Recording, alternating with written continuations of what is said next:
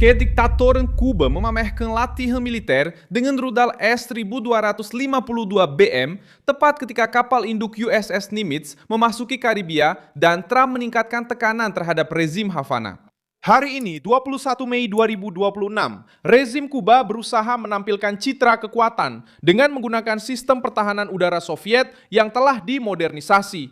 Sementara Washington menggerakkan kekuatan angkatan laut yang besar, menuntut Raul Castro di pengadilan Amerika dan menempatkan krisis Kuba di pusat perhatian. Situasinya bersifat politik dan militer sekaligus. Di satu sisi, Havana memamerkan rudal kuno untuk mencoba mempertahankan narasi di dalam negeri. Di sisi lain, Trump mengirim sinyal bahwa masa impunitas komunis di Karibia mungkin sudah mendekati batasnya. Mengapa Havana memutuskan untuk memamerkan rudal-rudal kuno tepat setelah USS Nimitz muncul di Karibia? Apakah ini merupakan peringatan bagi Amerika Serikat? Atau mencoba meyakinkan rakyatnya sendiri bahwa rezim itu masih mengendalikan situasi? Apakah Kuba benar-benar sedang bersiap untuk melakukan perlawanan? Banyak orang masih percaya bahwa memiliki CNPJ, akun Instagram, atau bahkan domain situs web sudah cukup untuk melindungi nama bisnis mereka. Tapi sebenarnya tidak seperti itu cara kerjanya. Faktanya sederhana, merek itu benar-benar menjadi milik Anda hanya jika sudah terdaftar di INPI. Tanpa pendaftaran ini, perusahaan manapun bisa mencoba menggunakan nama yang sama, memperebutkan identitas bisnis Anda, dan bahkan membahayakan semua yang sudah Anda bangun. Itulah sebabnya MoveOn ikut dalam proses ini. Sudah ada lebih dari 10.000 merek yang terlindungi dengan layanan 100% online dan beroperasi di lebih dari 17 negara. MoveOn telah menjadi referensi dalam pendaftaran merek dan merupakan perusahaan yang sepenuhnya saya percaya. Jadi, jangan tunggu masalah muncul baru mencari solusi. Lindungi nama bisnis Anda sekarang. Tautannya ada di deskripsi dan di QR Code di layar ini. Angkatan Bersenjata Revolusioner Kuba menggelar latihan militer dengan S-1252 BM yang dikenal sebagai versi modernisasi dari SA-3 Soviet lama. Sistem ini adalah pertahanan udara, dibuat untuk mencoba mengenai target di udara dan bukan untuk menyerang kota-kota yang jauh atau beroperasi sebagai rudal ofensif strategis. Dalam berita yang beredar, gambar peluncuran tersebut muncul sebagai respons visual dari Havana terhadap meningkatnya tekanan Amerika. Namun, persenjataan itu sendiri menunjukkan besarnya masalah yang dihadapi Kuba.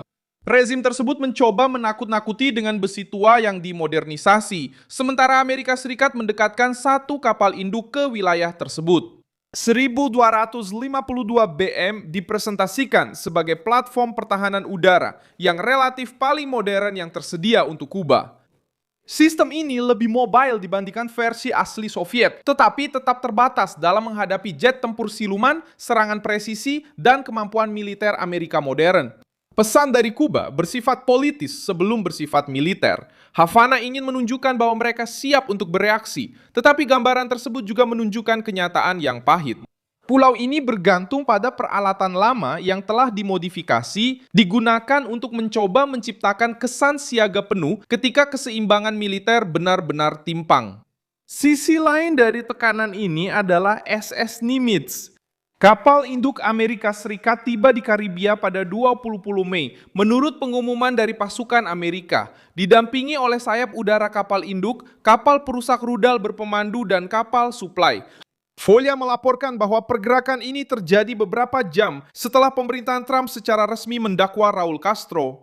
Kelompok Nimitz sebelumnya telah bergabung dalam operasi Southern Seas 2026 dalam sebuah pergerakan armada keempat Amerika Serikat di wilayah tersebut dengan kehadiran di Atlantik Selatan, Pasifik Selatan, dan Karibia. Kedatangan Nimitz mengubah bobot krisis karena kapal induk bukanlah alat biasa dalam perselisihan politik. Kapal itu membawa pesawat, sensor, komando, komunikasi, pertahanan, dan daya gentar dari kehadirannya. Ketika Washington menempatkan struktur seperti ini di Karibia, pesannya langsung sampai ke Havana, militer Kuba, sekutu rezim, dan para eksil Kuba di Florida. Kuba tahu bahwa mereka tidak sedang berhadapan dengan nota diplomatik biasa. Mereka sedang berhadapan dengan unjuk kekuatan dari Trump di halaman belakang strategis Amerika Serikat.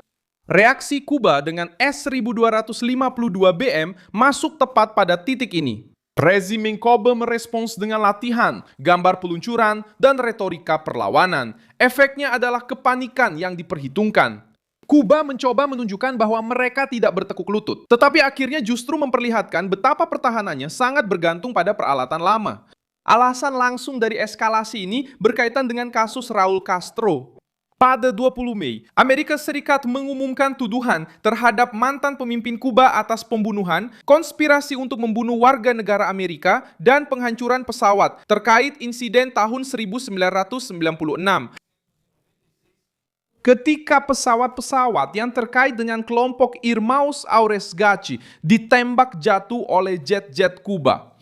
Reuters melaporkan bahwa Raul Castro dan 5 pilot militer Kuba didakwa, dan Jaksa Agung sementara Todd Blanche menyatakan berharap Castro akan menghadapi tuduhan tersebut baik secara sukarela maupun dengan cara lain. Dakwaan ini membuka babak baru dalam tekanan Amerika. Ini bukan sekadar perselisihan tentang embargo, minyak, atau retorika ideologis. Trump menempatkan pimpinan lama Kuba di pusat tuntutan pidana di Amerika Serikat. Bagi Havana, tuduhan ini berfungsi sebagai peringatan. Kediktatoran kini harus menghadapi tekanan hukum, tekanan militer, tekanan ekonomi, dan tekanan simbolis secara bersamaan. Kuba mencoba menyebut ini sebagai manuver politik. Miguel Diaz-Canel menyatakan bahwa pulau tersebut berhak untuk membela diri dan sudah memperingatkan bahwa aksi militer Amerika bisa menyebabkan pertumpahan darah. Namun, sikap Havana menunjukkan kegelisahan.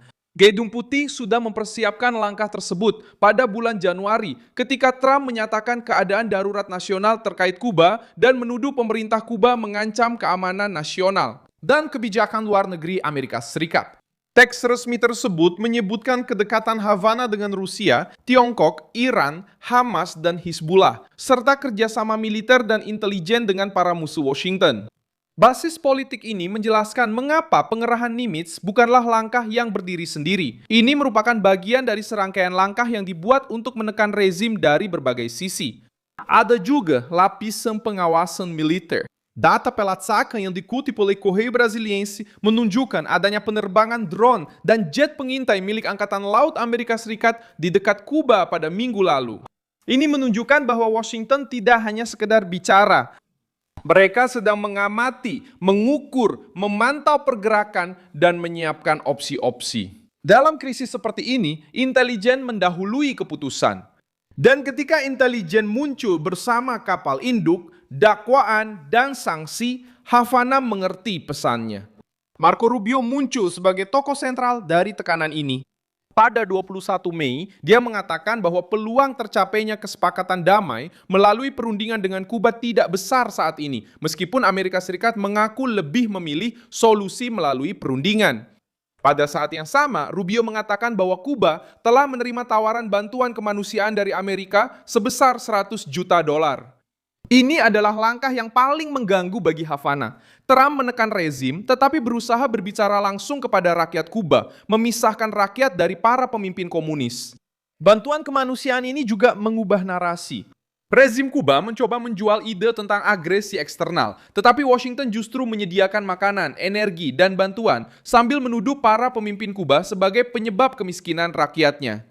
Tekanan menjadi lebih sulit untuk dihadapi karena tidak hanya datang dengan kapal perang. Tekanan itu juga datang dengan tawaran kepada rakyat, tuntutan pidana terhadap elit, dan kehadiran militer di Karibia. Ini adalah kombinasi yang mempersempit ruang gerak kediktatoran.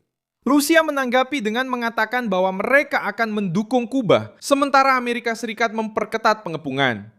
Maria Zakharova, juru bicara Kementerian Luar Negeri Rusia, mengecam tekanan Amerika dan berjanji akan memberikan dukungan aktif kepada rakyat Kuba. Tanpa merinci jenis dukungan apa yang dimaksud, hal ini menunjukkan bahwa krisis sudah melampaui Havana. Uji coba rudal Kuba dan kedatangan Nimitz telah menjadi bagian dari permainan yang lebih besar antara Washington dan Moskow. Dengan Kuba kembali berfungsi sebagai pos terdepan rezim-rezim yang bermusuhan di belahan bumi barat.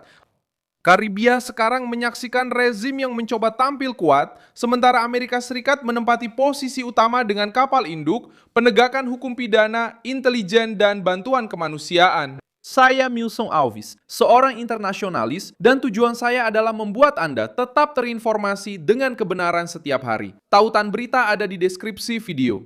Beri suka pada video ini, berlangganan saluran, dan di akhir silakan lihat komentar agar Anda semakin terlibat dengan komunitas Milson Alves.